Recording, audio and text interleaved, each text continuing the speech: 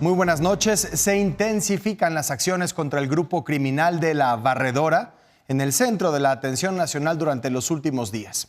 Ulises N., alias El Pinto, considerado segundo al mando de esta estructura criminal de Tabasco, fue detenido en Tlajomulco, en Jalisco, en un operativo diseñado con información del Centro Nacional de Inteligencia y del que formaron parte elementos de la Marina, la Defensa, la Fiscalía General y la Secretaría de Seguridad Ciudadana. Hasta esta noche, el jefe de La Barredora, exsecretario de Seguridad Pública en Tabasco, Hernán Bermúdez Requena, continúa prófugo.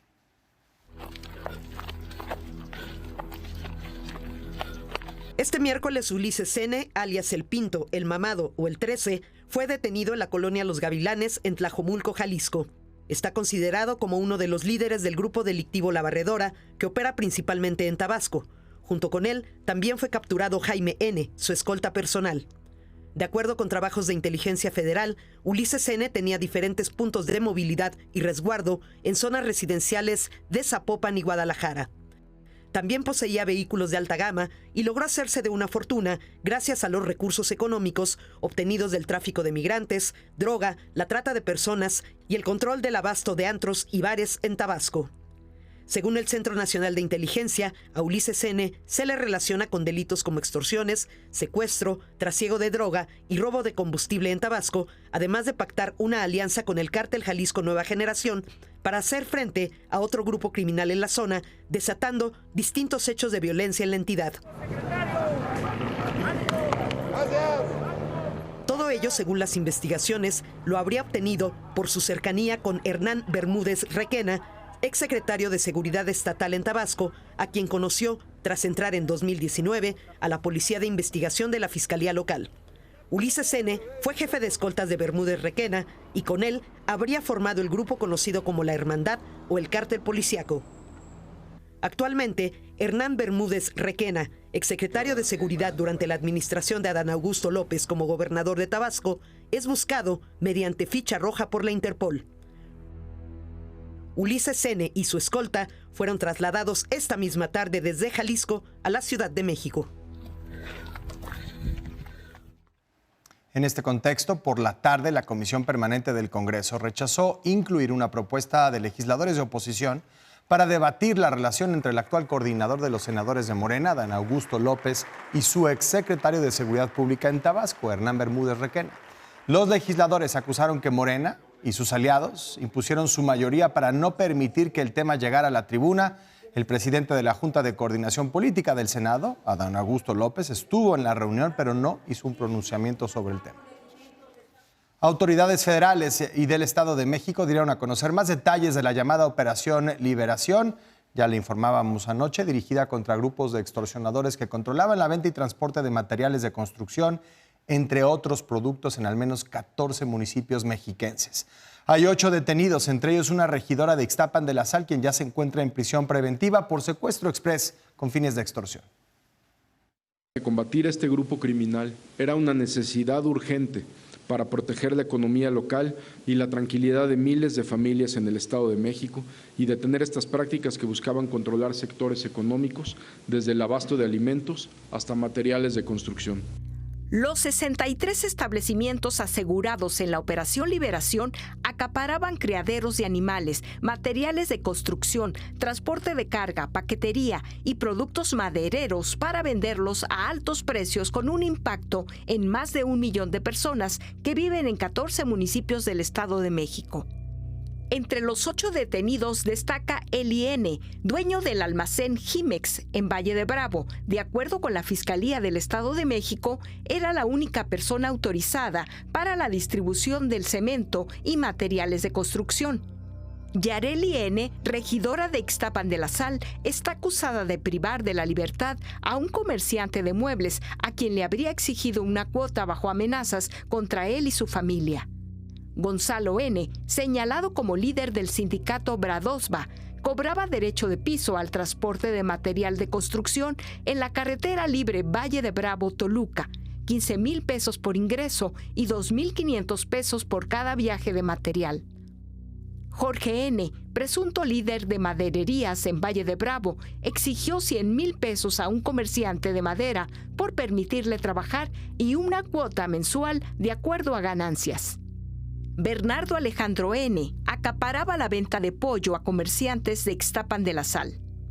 También formaban parte de esta red Alicia N., José Fernando N. y Antonio N., acusados de extorsión y secuestro exprés. Dichas personas están relacionadas con un grupo criminal originario de Michoacán, el cual realizaba el acaparamiento de mercancías diversas y servicios con el uso de prácticas extorsivas. El fiscal del Estado de México explicó el esquema de operación de los extorsionadores, que incluía, dijo, comerciantes, líderes sindicales o servidores públicos que convivían en las comunidades. De acuerdo con las investigaciones, el sistema de extorsión operaba de municipio en municipio y hasta se expedían recibos. Incluso, algunos de los participantes eran conocidos como empresarios locales.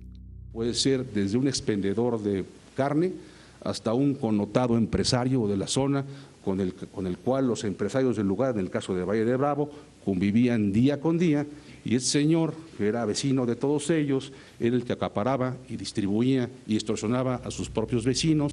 Aunque según las autoridades el operativo forma parte de la Estrategia Nacional contra la Extorsión, el fiscal mexiquense lamentó que las víctimas no se acerquen a denunciar. Fundamentalmente porque se ve amenazado y también, ¿por qué no?, porque no confía en las autoridades. Es decir, piensa que su denuncia pudiera no tener algún resultado o piensa que en caso de hacerlo, pues va a haber una represalia directa. Este viernes se cumple un año de la entrega del líder del cártel de Sinaloa, Ismael Zambada, el Mayo Zambada, a Estados Unidos, y de la violencia ininterrumpida que se generó a partir de este hecho y que ha tenido una de sus expresiones más profundas en la economía local. Son cientos de negocios que han cerrado sus puertas, personas que han perdido su empleo y que han sufrido las consecuencias de extorsiones y desapariciones, como nos cuentan Víctor Valles Mata y Adrián Tinoco.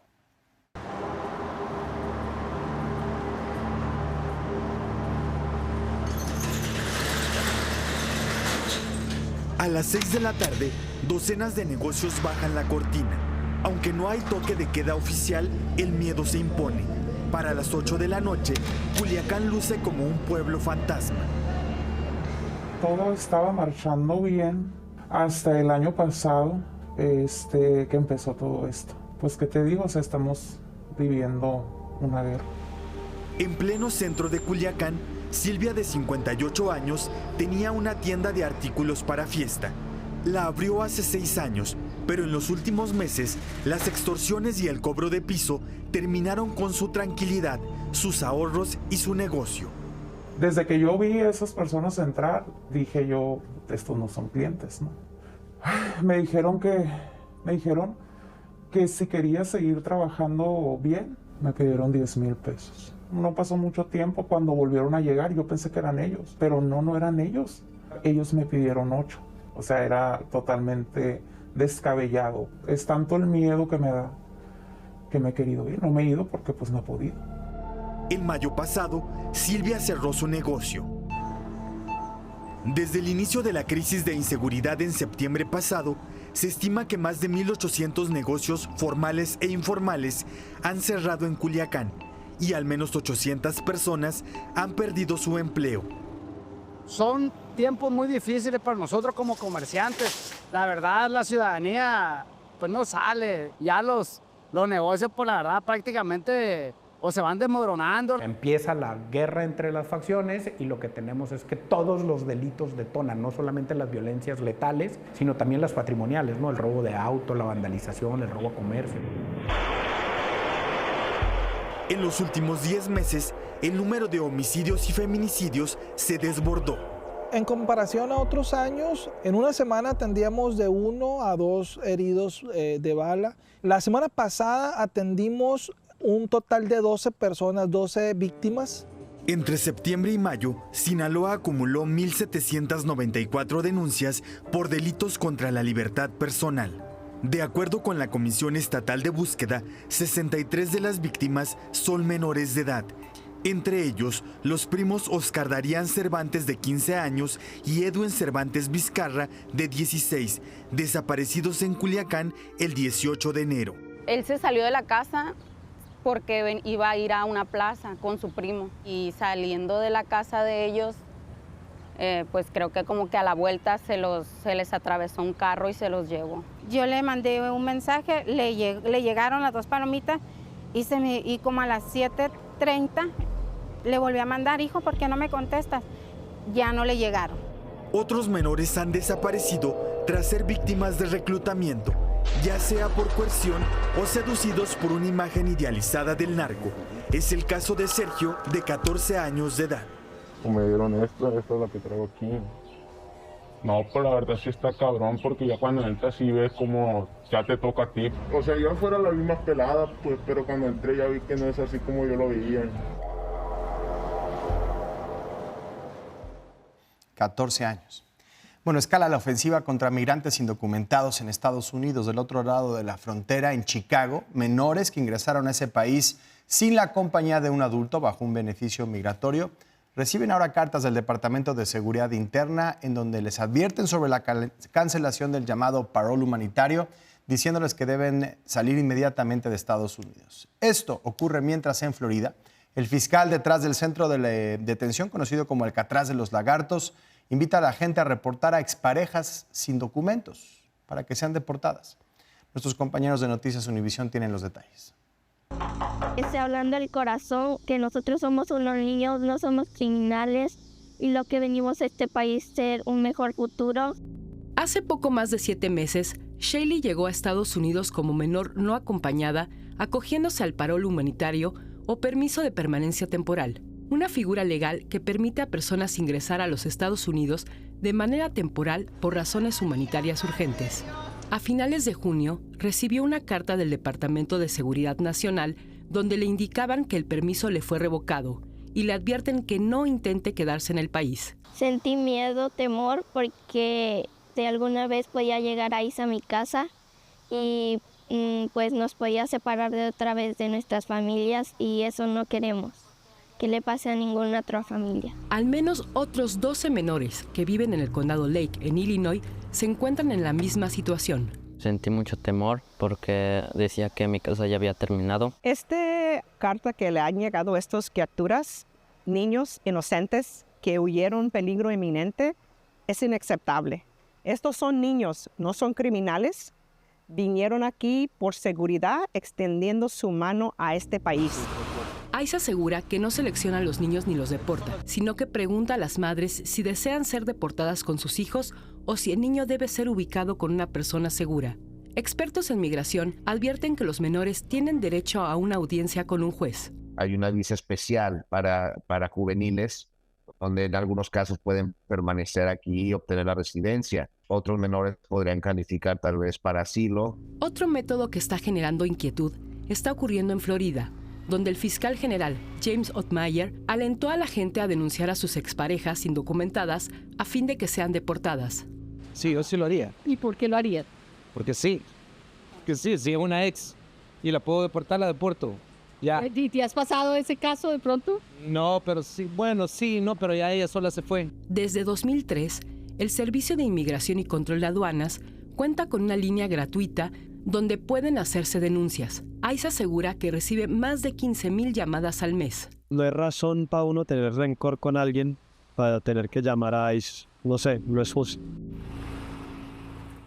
Eso en Florida. En California, a las redadas de ICE se suma el proceso de recuperación por los incendios ocurridos a principios de año y que devastaron comunidades enteras en la ciudad de Los Ángeles y sus alrededores. Es un doble golpe. Por un lado, el miedo a ser detenidos y removidos de ese país. Por el otro, la necesidad de trabajar para recuperar al menos parte de lo perdido. Abraham Reza y Adrián Tinoco tienen esta parte de la historia. Miren las calles vacías. La gente no quiere salir a trabajar. Sábado y domingo tienen miedo de salir. Desde hace 2 meses, Edgar se encarga de llevar víveres a migrantes que por temor a las redadas del ICE han decidido encerrarse en sus casas. Hoy traemos pollo congelado, melón, mango, papa, apio, muchas cositas que llegaron. Estas despensas se están entregando a migrantes latinoamericanos que además se han quedado sin trabajo tras los incendios de inicio de año en Palisades y Pasadena, California. Sí está uno con un poco de miedo de salir a la calle porque pues se están agarrando parejo, no importa si estás en proceso de documentación o cualquier cosa, porque hasta residentes se han llevado ciudadanos, por el color de la piel más que nada. En Pasadena, Juana y su familia viven esta doble crisis. Desde hace 3 meses, su esposo, jardinero, se quedó sin trabajo. Ahora el hombre debe viajar a diario hasta Long Beach para encontrar empleo. Juana se queda cuidando a sus hijas, a quienes este año no pudo enviar a la escuela de verano. Porque hubo un incidente aquí en la Orange Grove y Robles y básicamente uno de los de inmigración o de cazarrecompensa sacó una pistola. Entonces a mí me dio miedo un incidente así, dejar a mi hija en la escuela. María también sale de su casa solo para lo esencial. Actualmente vive a 1 hora de su trabajo como brigadista de reconstrucción en Pasadena. En ese condado vivía antes del incendio que devastó su casa. Tengo un colega que gracias a Dios vive cerca de mí. Él pasa, me recoge. Yo ya no uso el bus, el metro. Y es más, ni siquiera puedo ir al supermercado porque no tengo miedo. Tenía cierta cantidad de dinero, pero lo que yo guardaba se quedó guardado y se quemó. Dice que aunque junto con otros latinos ha participado en la limpieza de un centenar de casas, ni esto ha valido para frenar la persecución contra su comunidad. Es tan injusto porque, como te digo, muchas veces nosotros hacemos hasta de familiares de estas personas y son personas de aquí. De regreso a nuestro país quedó en libertad Marianne, la joven de 17 años, quien el pasado 4 de febrero apuñaló en por lo menos 15 ocasiones a Valentina Gilabert. Valentina permaneció varios días en coma inducido, hospitalizada, recuperándose de las heridas en pulmones, en el mano, en tórax, cráneo y cara. Marianne fue vinculada a proceso por el delito de lesiones agravadas y estuvo en un centro de internamiento para adolescentes hasta el día de hoy. La familia de Valentina había pedido que su agresora fuera juzgada como adulta por tentativa de feminicidio, pero hoy ella misma anunció los detalles de la liberación de su agresora, que estará bajo la figura de libertad asistida, es decir, bajo la vigilancia de sus padres. Entre mis abogados, los abogados de Marianne, mi familia y su familia, llegamos a un acuerdo en el que se le iba a otorgar una condena menor y el juez iba a decidir si va a ser en internamiento o en libertad custodiada. Entonces, Marianne va a estar libre bajo ciertas medidas específicas. Se disculpó conmigo personalmente. Yo quiero decir, como le dije a ella, que la perdono. Y nada, todo el mundo se merece una segunda oportunidad en la vida. En Quintana Roo fue detenido Arturo N., quien el pasado 22 de junio entró a la casa de su expareja, identificada como Melanie en Cancún, para golpearla en múltiples ocasiones. Esto a pesar de que Melanie contaba con medidas de protección por una agresión ocurrida en noviembre del año pasado, en 2024. El ataque fue captado, como lo puede ver en estas imágenes de una cámara de seguridad al interior del domicilio, el responsable por el que se habían emitido además alertas migratorias y una ficha de Interpol por delitos como violencia familiar y tentativa de feminicidio. Fue ubicado por autoridades estatales en un retén carretero cuando intentaba escapar hacia Mérida, en Yucatán. Bueno, este tema. Javier El Chicharito Hernández está en el centro de la polémica, de la conversación nacional, no por su rendimiento deportivo, no por sus goles, sino por una serie de declaraciones virales en medios sociales en las que opina sobre masculinidad y género. Sus palabras, el tono de su mensaje, van en una línea similar a la de personajes en las redes sociales que promueven una visión conservadora de la masculinidad y ha generado respuestas desde la Presidencia de la República, la Federación Mexicana de Fútbol, hasta su club, las Chivas Rayadas del Guadalajara. Entonces, quieres a un hombre proveedor, pero para ti limpiar es opresión patriarcal. Interesante. Mensajes como este, en medio de consejos y coaching de vida, han sido constantes en últimos días en los perfiles de medios sociales del delantero de Chivas, Javier Chicharito Hernández. Mujeres están fracasando, están erradicando la masculinidad, haciendo a la sociedad hipersensible. No le tengan miedo a ser mujeres, a permitirse ser lideradas por un hombre que lo único que quiere es verlas felices. Ha habido docenas de mensajes de rechazo de mujeres, entre ellos el de la creadora de contenido Mariana Valle, replicado por jugadoras de Chivas Femenil como Blanca Félix o Jacqueline Rodríguez. La opresión no está en barrer, está en que durante siglos barrer, cocinar y cuidar fueron asignados como un destino biológico para las mujeres. La diferencia, querido Chicharito, es que hoy las mujeres también estudian, trabajan, dirigen empresas. Después vino el pronunciamiento de la presidenta de la Liga MX Femenil. Mira, hoy la federación, la liga tiene un protocolo claro, un reglamento. Hoy todos los clubes cuentan con una comisión de género, con un equipo capacitado en donde pueden recibir esta información, trabajarla, analizarla, revisarla y saber cómo está impactando. El tema llegó esta mañana a Palacio Nacional. Es muy buen futbolista, el Chicharito. Pero en el caso de su opinión respecto a las mujeres, pues yo creo que todavía tiene mucho que aprender. Es una idea pues muy machista, la verdad. Siempre digo, pues soy mamá, soy abuela, también ama de casa, ¿por qué no? Pero también soy comandanta suprema de las Fuerzas Armadas. Por la tarde, el Club Deportivo Guadalajara dijo que dichos mensajes representan una postura individual que es ajena a los principios y valores de la institución y que tomarán medidas. La Federación Mexicana de Fútbol informó que su Comisión de Género y Diversidad inició una investigación para prevenir y sancionar conductas que promueven estereotipos sexistas e impondrá una multa y un apercibimiento a Javier Hernández. Brasil se sumará a la demanda que interpuso Sudáfrica ante la Corte Penal Internacional en contra del gobierno de Israel por la acusación de genocidio en la Franja de Gaza, donde se estima que han muerto 59,000 personas desde los ataques del 7 de octubre de 2023. La Organización Mundial de la Salud afirmó que gran parte de la población en Gaza se está textualmente muriendo de hambre y organizaciones sociales señalan a Israel por bloquear la entrega de ayuda humanitaria. La crisis también la padecen los pocos periodistas que están cubriendo el conflicto en la zona, como los que forman parte de la agencia francesa AFP. Ana María Islas nos tiene más. Vemos lo que ellos cuentan, pero no vemos lo que ellos viven. La Sociedad de Periodistas de la agencia de noticias France Press ha alertado sobre las precarias condiciones que enfrentan sus colegas en la Franja de Gaza. Afirman que sin una intervención inmediata, los reporteros morirán de hambre y con ellos la posibilidad de contar en tiempo real esta crisis humanitaria.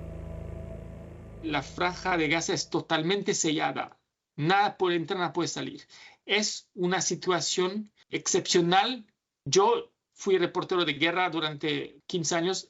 Jamás he visto una situación así. Pese a los esfuerzos de la agencia por sacar a sus 7 periodistas de la zona, entre ellos el fotógrafo Bashar Taleb, no ha habido éxito. Como toda la población de Gaza, nuestros periodistas viven en situaciones muy extremas. Viven en tiendas con poco acceso a agua, a comida. Estos compañeros que tenemos allí son un poco los ojos del mundo sobre lo que está pasando en el interior de la Franja de Gaza. Y perderlos es saber lo que está ocurriendo dentro. El hambre en Gaza ahora también se ha convertido en un factor más de la crisis de generación de contenido verificado en zonas de alto conflicto, o donde existe una censura directa a la prensa, no solo en Medio Oriente, también en países como Nicaragua, Myanmar o Afganistán. La comida no se puede encontrar en cualquier lugar, obviamente. La ayuda humanitaria que entra es muy poca últimamente. Nuestros periodistas viven esa realidad, no están cortados con esta realidad. Lo único que pedimos y que nos dejan trabajar, que nos dejan hacer nuestro trabajo de ser testigos de los hechos. Al regresar, autoridades de aviación investigan el incidente en el que 2 aviones estuvieron a 60 metros de impactarse en el Aeropuerto Internacional de la Ciudad de México.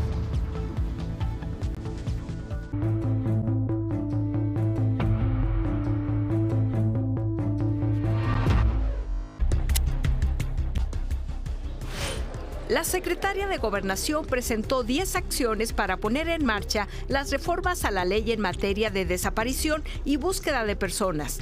Destacan la actualización de un protocolo homologado de búsqueda, la plataforma única de identidad, la alerta nacional de búsqueda, el uso de datos biométricos, fortalecimiento de fiscalías y la armonización de leyes locales con la ley federal. No basta con la aprobación de la ley. Estamos trabajando en las consideraciones que nos han planteado. así como la armonización de instrumentos normativos. Elementos de la Guardia Nacional localizaron el camión con la góndola que transportaba presuntamente 33 toneladas de concentrado de oro y plata de la minera Basis y que fue robado por segunda vez de un corralón de Acatlán de Juárez, Jalisco, la semana pasada. El vehículo fue ubicado en el municipio de Villa Purificación. El primer robo ocurrió el 4 de julio en la carretera hacia los Altos de Jalisco. La carga sigue sin ser localizada. La Agencia Federal de Aviación Civil en Estados Unidos informó que ya está en curso una investigación sobre el incidente ocurrido el lunes en el Aeropuerto Internacional de la Ciudad de México y en el que 2 aviones comerciales, uno de la aerolínea Delta, otro de Aeroméxico, estuvieron a 60 metros de chocar. Cerca de las 7:30 de la mañana, el vuelo 590 de la aerolínea Delta comenzaba su despegue por la pista 05 derecha. Tuvo que detener abruptamente el procedimiento, la maniobra, porque el vuelo 1631 de Aeroméxico estaba aterrizando en la misma pista. La cadena ABC en Estados Unidos difundió el audio inmediatamente después de ese momento.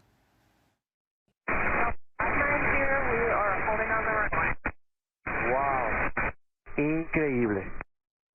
La Agencia de Aviación aseguró que se activaron protocolos para evitar un accidente. La presidenta Sheinbaum aseveró por la mañana que el personal de aviación en México es reconocido a nivel internacional y dijo siempre puede ocurrir un error. Afortunadamente no pasó a mayores. En instantes, un pequeño grupo poblacional de 100 años y más en México. Estaremos en uno de sus festejos en Coahuila.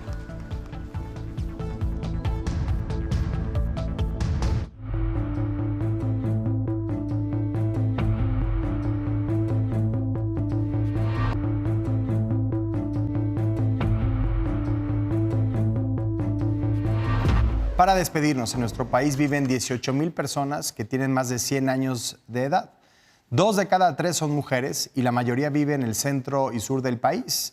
Por ello cobra relevancia la historia de María del Socorro, originaria de Saltillo, Coahuila, donde solo 6 personas de cada 100,000 logran cumplir los 100 años. El Club de los 100, Edgar Martínez, estuvo en los festejos. Y me dicen, ya sabiendo todo el mundo, acabas de completar ahorita 100 años. Todas las amistades, todos los de trabajo, todo, Socorro, no seas mentirosa, dinos la verdad. Bueno, pues esa es la verdad.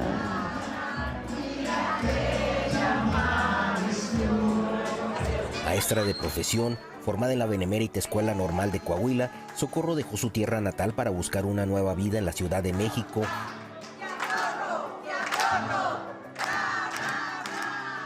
No tuvo hijos, pero la vida se encargó de regalarle muchos sobrinos, amigos, exalumnos y seres queridos que la acompañan. Hoy celebran en la capital de Coahuila sus 100 años de vida. Llegar a los 100 años es un logro excepcional y digno de celebración. La vida es un regalo precioso y tú, Socorro, has sabido aprovecharlo al máximo. Socorro sigue siendo una mujer activa, independiente y con gustos sencillos como caminar, compartir una comida, recordar anécdotas y cocinar como lo hacía desde joven.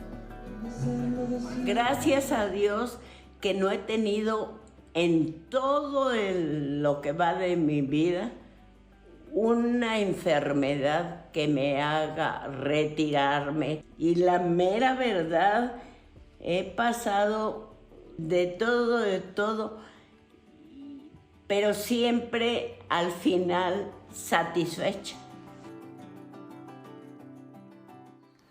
A nombre de todo el equipazo que hace posible En Punto, Noticiero de N+, gracias por su atención y su confianza.